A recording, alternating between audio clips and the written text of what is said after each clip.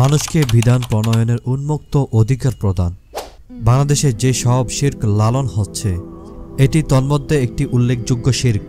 কেননা চলার পথ পদ্ধতি, নিয়ম নীতি, অন্য কথায় বিধান প্রণয়নের অধিকার ইসলামে মহান আল্লাহর জন্যই সংরক্ষিত। ইসলামের দৃষ্টিতে এই বিষয়ে অন্য কারো সামান্য নাক গলানো অধিকার নেই। উর্দাত কণ্ঠে ইরশাদ হল, আলা লাহুল খলকু ওয়াল আমরু, সাবধান, সৃষ্টি যার, নির্দেশ দানের একমাত্র অধিকারও তার। সুতরাং শরীয়ত প্রণয়নে অবঞ্চিত হস্তক্ষেপ অথবা অন্য কাউকে এ বিষয়ে সামান্য অধিকার দান শিরকের অন্তর্ভুক্ত, যা আল্লাহকে বাদ দিয়ে অন্যকে সার্বিক বিধান প্রণেতা মেনে নেওয়া।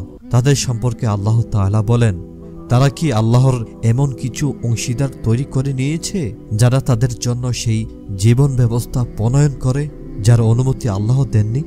আল্লাহকে বাদ দিয়ে মানুষকে বিধান প্রণয়নের এই শিরক চর্চা আমাদের মুসলিম জনপদকে গ্রাস করে বসেছে। সংসদকে আল্লাহর বিধান বিরোধী বিধান প্রণয়নের অধিকার দানও এই শিরক চর্চাই শামিল। আল্লাহর হারামকৃত সুদ এখানে বৈধ, মদ এখানে পরিপূর্ণভাবে বৈধ নয়, ব্যবসালয়ে লাইসেন্স পাওয়া আইনগত বাধা নেই, ইত্যাদি অসংখ্য কাজ যা আল্লাহ হারাম করেছেন তা আজ এখানে বৈধ করে রাখা হয়েছে।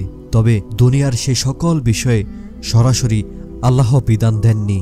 সেগুলিতে যদি শরীয়ত বিরোধী না থাকে তবে তা প্রণয়ন করাতেই কোনো দোষ নেই। কিন্তু মানুষ আল্লাহর বিধানকে সম্পূর্ণরূপে পরিত্যাগ করে শরীয়ত বিরোধী মানুষের তৈরি বিধানকে নিয়ে সন্তুষ্টি প্রকাশ করেছে, যা নিঃসন্দেহে শিরক ও কুফরি।